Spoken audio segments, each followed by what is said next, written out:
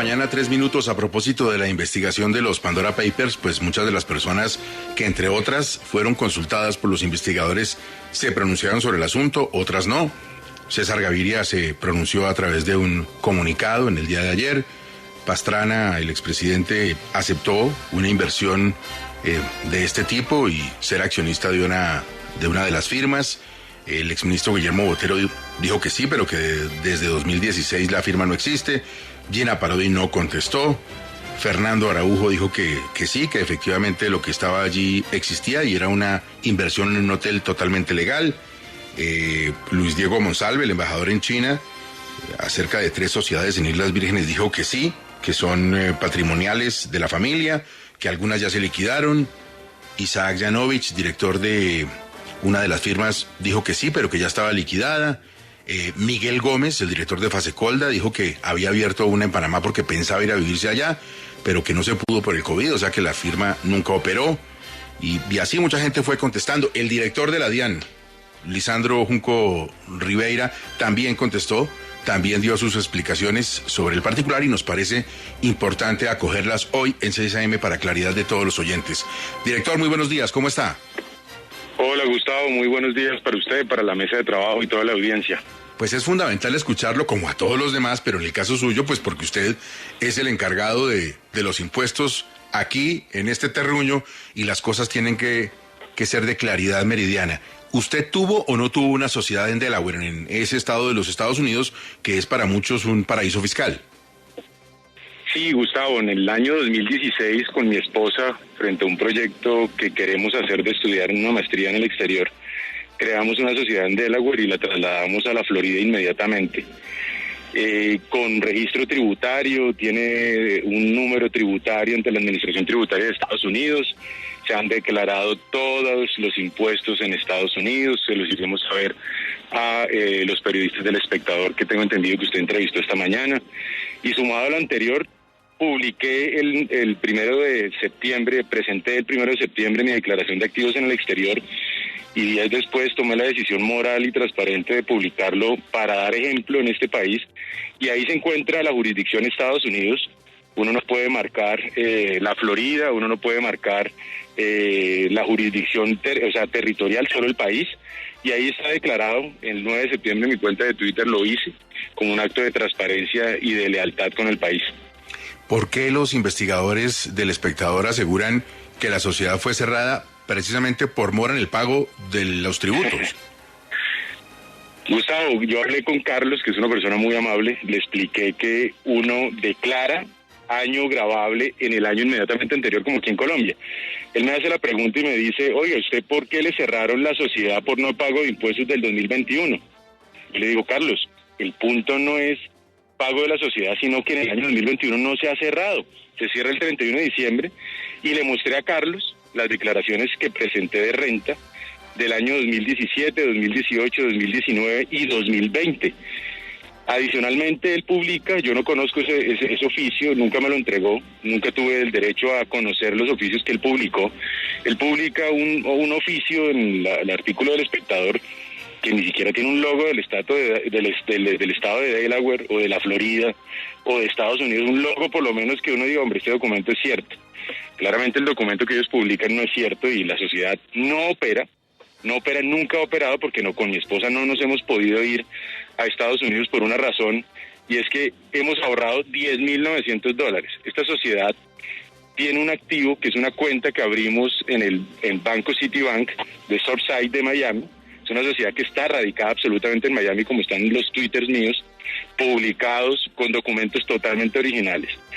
Y esta sociedad nunca ha operado, pero sigue activa. Nosotros seguimos gastándonos plata con mi esposa, pagando impuestos allá, mostrándole al Estado, al país de Estados Unidos que estamos cumpliéndole, porque tenemos la expectativa de que cuando yo termine aquí en la DIAN, el 8 de agosto, irme allá a cumplir mi sueño junto a mi esposa y junto a mis hijos.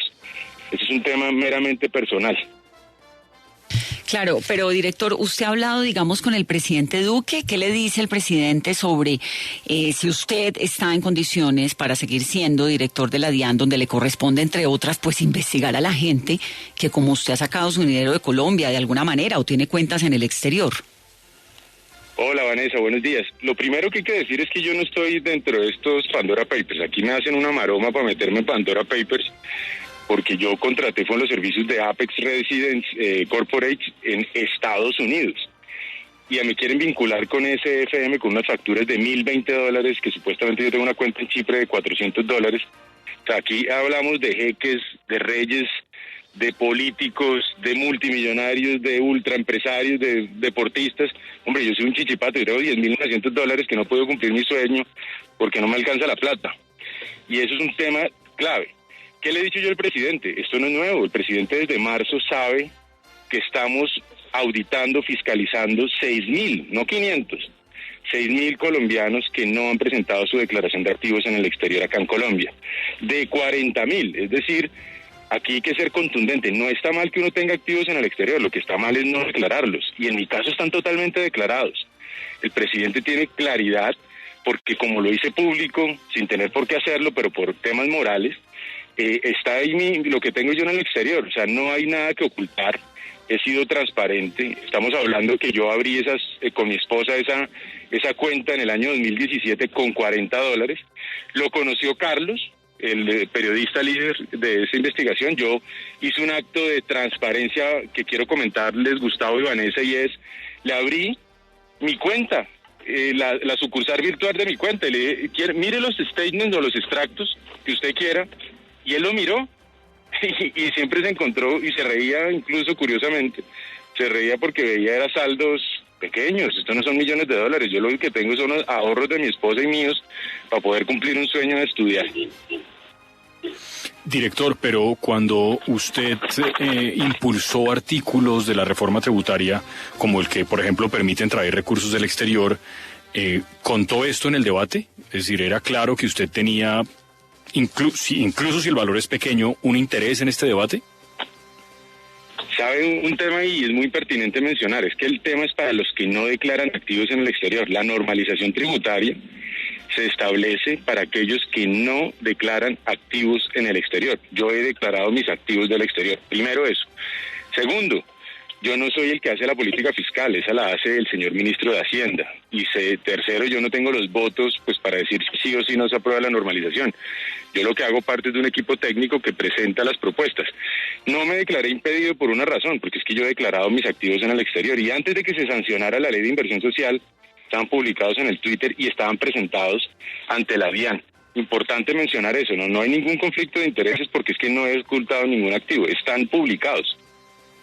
Estamos hablando a esta hora para los oyentes que se suman a la audiencia de 6 a.m. hoy por hoy con el doctor Lisandro Junco, el director de la DIAN, a propósito de los Pandora Papers. Hay una frase que me llama mucho la atención que usted les dijo a los periodistas en la investigación, que si usted quisiera hacer algún tipo de trampa no la haría en Estados Unidos. ¿Por qué no?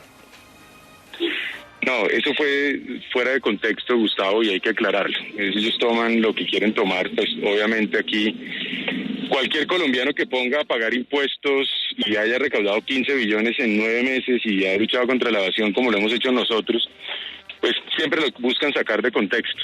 Yo lo que dije es, Estados Unidos es muy riguroso, es extremadamente riguroso, y más aún después de los ataques del 11 de septiembre que se establecen políticas como la de FATCA, que sale en el Congreso de Estados Unidos una ley que es el Hyde Act o el Acto Heroico, en donde se tiene que saber absolutamente todo del conocimiento de clientes. Hay una política en Estados Unidos en donde no cualquiera tiene una cuenta, no cualquiera abre una sociedad, hay una política de conocimiento de cliente.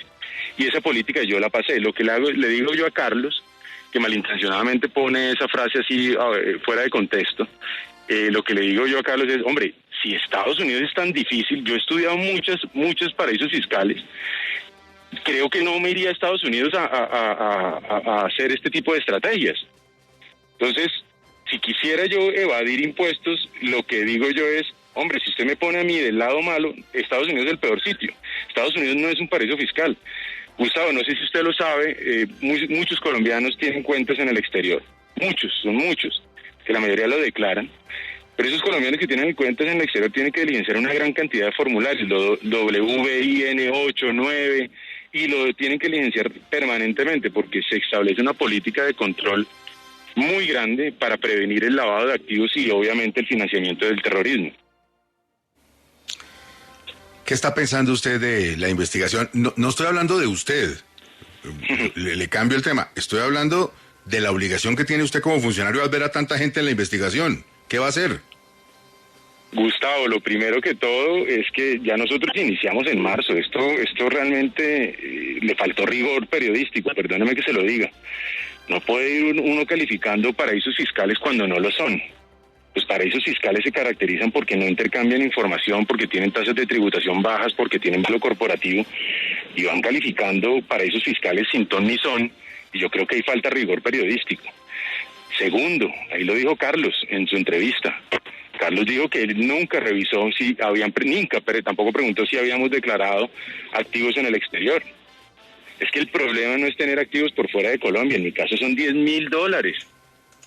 Pero ese no es problema, el problema es que si yo no los hubiera declarado, y claramente están declarados por mi esposa y por mí, esto es un tema de verdad que falta rigor y uno no puede enlodar los nombres de las personas así como así. En el caso mío, yo he luchado desde hace muchos años contra estas malas prácticas. Incluso, quiere que le cuente una anécdota, Gustavo, yo quiero estudiar la maestría en Cross Border Taxation para aprender cómo es que siguen sacando capitales, para poder llegar aquí a Colombia después de cumplir mi sueño de hacer la maestría y seguir sirviéndole a mi país desde cualquier frente. Yo no soy político, yo no hago parte de clanes, yo no hago parte de ninguna secta, nada. Yo soy un funcionario común y corriente que se ha hecho pulso en este país.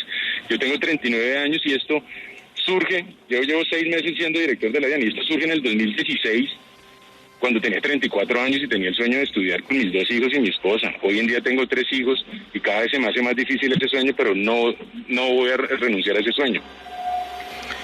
Pues, director, muchísimas gracias. Yo creo que le agradecemos mucho la transparencia, el hecho de presentarse frente a los oyentes de 6 AM, el manifestar desde el principio de la investigación su disposición a colaborar con los colegas periodistas y, por supuesto, aquí también el hecho de explicarlo en los micrófonos de 6 AM. Ahora, Vanessa, lo que pasa es que no es un funcionario común y corriente. Hay muchos que pueden estar, pero pues es el director de la DIAN, Vanessa. Sí, me da pena, director, pero es que usted es el director de la DIAN enredado en un tema de tributación.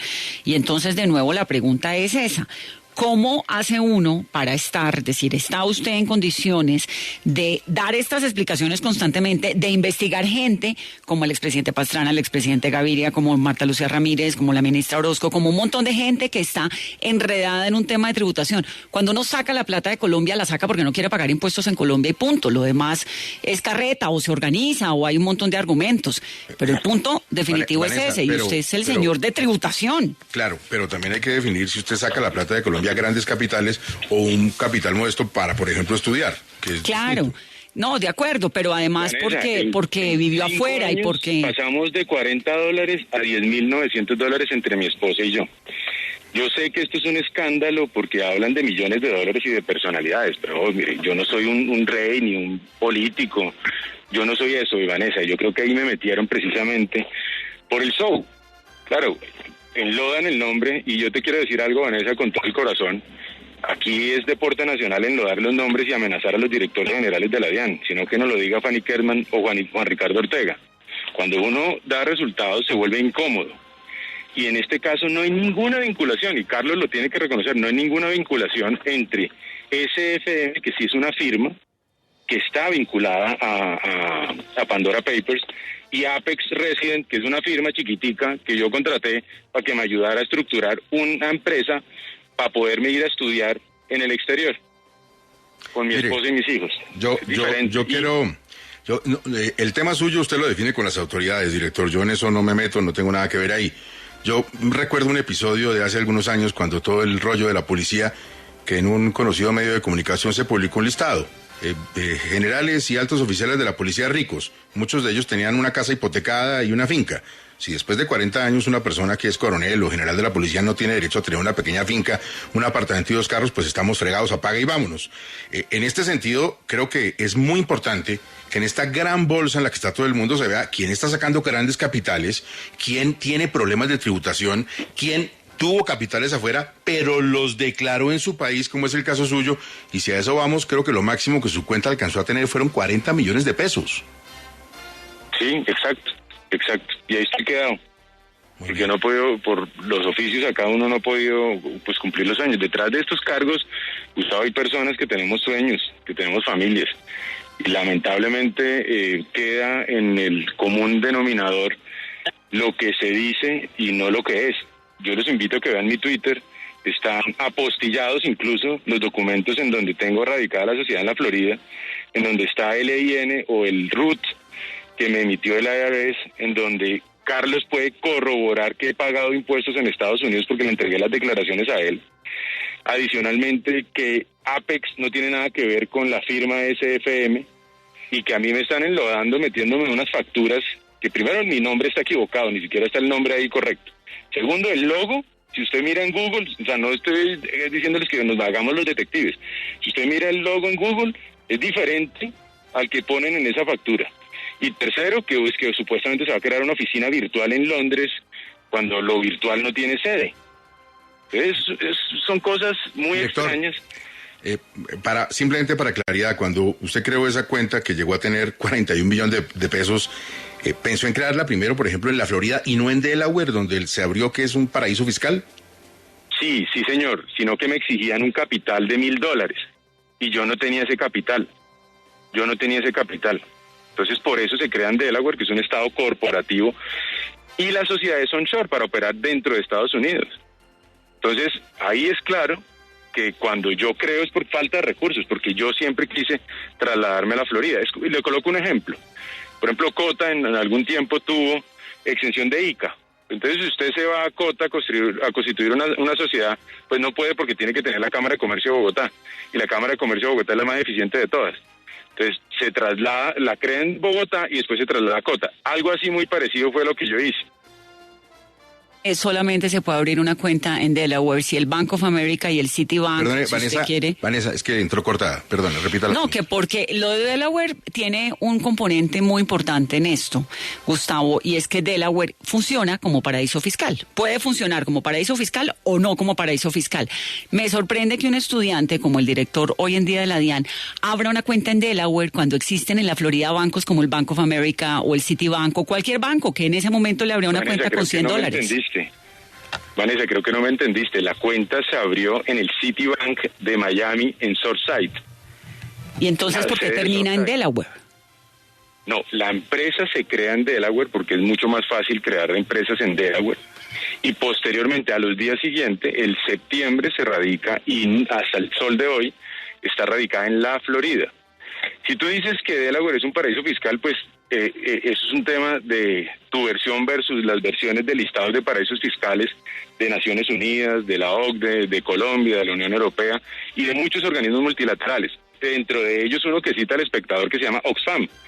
Yo quiero decirles que, por ejemplo, Oxfam, en el listado de los 50 países de paraísos fiscales no está Delaware.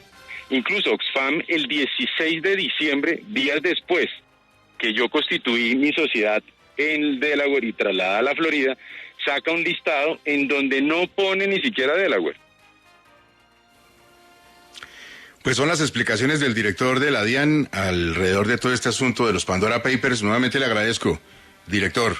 Con el mayor gusto. Muy válido escucharlo. Creo que los colombianos se han hecho una muy buena idea de lo que está sucediendo y de que cada caso es distinto del otro. Muchas gracias. Buen día para usted. Bueno, muchas gracias, Gustavo. Que esté muy bien. Gracias.